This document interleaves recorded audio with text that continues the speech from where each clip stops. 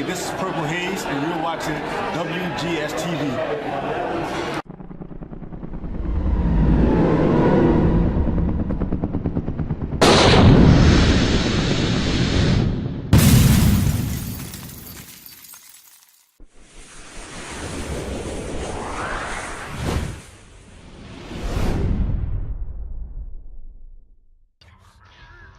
Hello everyone, welcome to another installment of WGS-TV right here on youtube.com/WrestleGamer and ZFXTV. I'm the WrestleGamer, WV Bolivucho, and guys and gals, normally I would be coming at you with a review of SummerSlam this year, but since I did not have the opportunity to watch SummerSlam due to some personal issues which will not be made public here on WGS-TV, I'm just going to go ahead and read the results and give you guys my reactions to what happened last night on SummerSlam. I know the kickoff match, they had RVD and Cesaro, which was pretty much straightforward. RVD getting the win with the 5-star frog splash. Again, there's something I made mention before.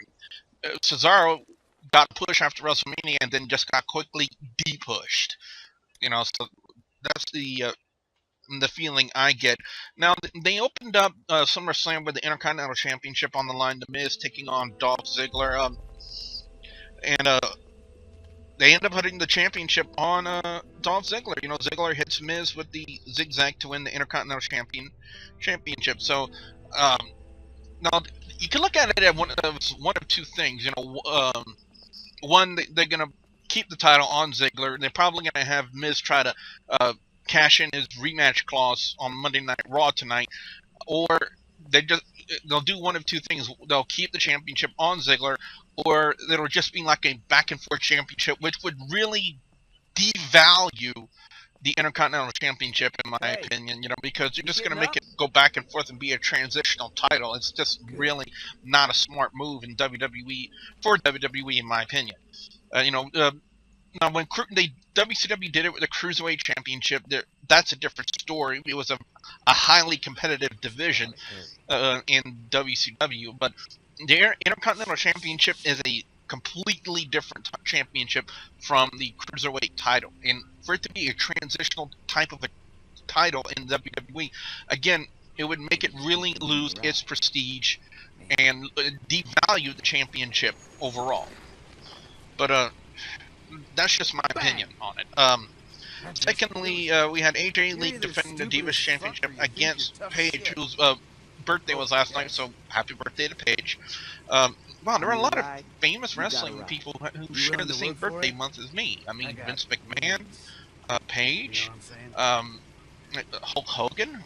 That's unreal. I wonder how many more birthdays, how many more people have the same birthday month as I do. But anyway, Paige hits the Ram-Paige DDT and gets the Diva Championship. There are a lot of rumors being speculated that AJ Lee is leaving the WWE to start a family with CM Punk, and if that is the case, for one, congratulations to Punk and AJ Lee, and two, that's a loss of the WWE because they really don't have a lot of talented divas left on the roster for a WWE, and they just lost one of the most talented ones in AJ Lee. So, time won't be telling me, because we still have some good NXT diva talents that I haven't had the opportunity to watch yet.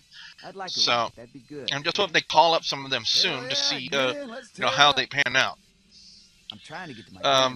Up next was the flag match between Jack Swagger and Rusev, which was really not a flag match per se. Because, in past, when we've had flag matches, especially in the NWA, WCW era, the opportunity, the only way you can win the match is by scaling the ropes and capturing your opponent's flag off the pole. This was not the case, from what I've read. It was just a regular match. It was a regular pinfall match. Rusev locked on the Accolade on Jack Swagger, and Jack Swagger passed out. He didn't give up. He just passed out, from what I've been told. So Rusev gets the victory. You figured they would have done something better than that. They would have made it a traditional flag match, but instead they made it a traditional, just a traditional match with just a name on it. I mean, WWE should have followed through with the flag match stipulation, but they did not, and I think that really hurt the match in itself. You know, I think a lot of people were more interested to see a flag match, traditional flag match between Swagger and Rusev instead of just a traditional match.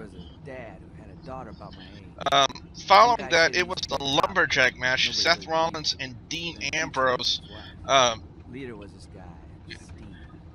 Apparently, somehow, from what I'm reading, the results, the match went right into the crowd.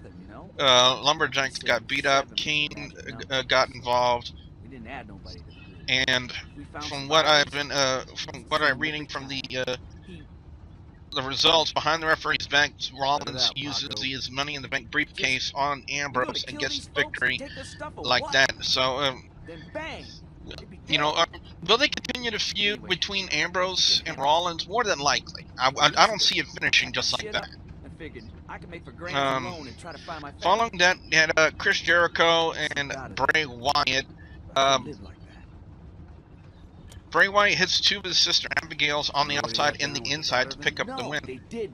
And then, of course, from what was been posted, he started singing the whole. He's got the whole world in his hands. Give me a little something, just a taste. Russ, I'm doing you a service here. I gotta get my beak wet. Really? Can Jericho really put over anyone? Yes. Did Bray Wyatt get put over in this instance? One would think so. One would think so, honestly. Will they end the feud like this? What the fuck? Depends on what happens on Monday Night Raw tonight. What do you think? It really does. Following that, they had Brie Bella and Stephanie McMahon. Now, one thing I saw on Facebook throughout the day yesterday, because I do have Facebook on my phone, one of the things I really did see throughout the day yesterday, leading up until SummerSlam, were rumors speculating that there was going to be a heel turn by Nikki Bella. Now, a lot of people were just speculating it. They didn't think it would actually happen, but WWE actually surprised people by actually doing it. They actually have Nikki turned on Brie, which helped Stephanie get the win. And I spoke to the Shining Star, Rick Starr, you know, who's now known as the hardcore one, Rick Head, before I started recording this this video, and he said that Stephanie actually wrestled a really good match for the first time in about 10 years. So he's giving her some credit for that. You know, again, I didn't have the opportunity to go back and see this, but if I do have the opportunity, I will follow up with a review video giving you guys my thoughts on each match. Now, I'm just giving you guys my reactions to the results, because that's the only thing I can do, is to give you guys my reactions to that. But following that, we had Roman Reigns and Randy Orton. Reigns kicked out of the RKO. Orton went for the punt. Reigns countered it with the leg sweep and then hissed a spear for the win. I'm honestly not surprised to see Roman Reigns be put over. Well, maybe a little bit, because, you know, we saw on the Go Home show, like on SmackDown, that he went over on that. And 9 times out of 10, you know, traditional wrestling logic dictates that if you go over on the Go Home show 9 times out of 10, you're not going to go over on the pay-per-view. But this is not the case, you know, it's not the instance. Roman Reigns gets the victory on Randy Orton. And then finally, the main event, the WWE World Heavyweight Championship on the line. John Cena defending against Brock Lesnar. And apparently now, all the Cena haters out there have gotten their wish. Apparently now they think WWE is going to be a whole lot better, because now we have a part-time champion in Brock Lesnar. And from what I've read, and from what I've heard from Rick Head, because he spoke to me about this as well before this video, that the main event of SummerSlam was completed in utter bullshit. From literally, now there are a lot of suplexes from what I've been told, 16. Now I can understand maybe if it was a variation of suplexes, you know, like a full Nelson suplex, dragon suplex, tiger suplex, Northern Light suplex, dilated belly suplex, traditional suplex, vertical suplex. backdrop suplex, German suplex. You know, I can understand that. But 16 back-to-back German suplexes? Really? Really? This is worse than what they did with Lesnar and Triple H a couple of years ago, where it was just nothing but Kimura lock, Kimura lock, Kimura lock. That's all we got. And from what I read from this was no better. In fact, it might have been worse. Because basically, your main event on one of your big 4 shows, SummerSlam, was a squash match. What purpose did that serve? What purpose does it serve to have Cena go out there, get utterly decimated, which probably to the delight of all the Cena haters out there, and then put the championship on a part-time person like Brock Lesnar? Lord knows, probably his first title defense probably won't be either until Survivor Series, Royal Rumble, or even WrestleMania. So you Cena haters out there actually believe Lesnar is a legitimate champion and probably won't defend the championship until probably WrestleMania next year. Lesnar is not here to stay, guys. He's only here part-time. And you guys are actually happy about that? You guys are actually happy that a part-time guy who probably won't even be on Monday Night Raw tonight for all we know is your new WWE World Heavyweight Champion. It just literally boggles my mind that you guys out there think that Lesnar is more legitimate as a champion than John Cena. Really? Your hatred of John Cena and what he's done in WWE is that profound that you would actually, excuse me, that you would actually prefer a part-timer, as I'm looking for, oh, here it is, by Coke Zero. Always enjoy Coke Zero, guys, and you know what this says, yeah, share it with your buddy. But you guys would actually think that Lesnar is more legitimate, even though he's only there part-time, and from what Rick had told me, Lesnar was like huffing and puffing. You know, he wasn't in that good shape from what I was told. To me, like, it just boggles my mind that you guys have that much hatred for John Cena that you actually prefer WWE to have a part-time champion. I think I saw a guy. Really, now, No shit. when Rock did it, at least he defended the championship consistently. You know, even though he wasn't on every Monday Night Raw, Rock is legitimate. You know, I can understand that. You know, there have been times where I can't stand The Rock, but to me, you know, if I had a choice between picking The Rock as a part-time champion and picking Brock Lesnar as a part-time champion, I'm going with The Rock. I think The Rock is a lot better than Brock Lesnar. I honestly do. And if WWE would like to heed anything, heed my here's my plea. I told you not to come back here. Think you could just Bring The Rock back so that way we can have a battle of the part-timers and put the championship on The Rock. First off, watch the fucking racism. That's just me saying, you know, I don't fucking because I really don't think Brock Lesnar is legitimate at all. And yet people are going crazy, going nuts, saying, "Oh, Lesnar shocked the world. Lesnar's legitimate."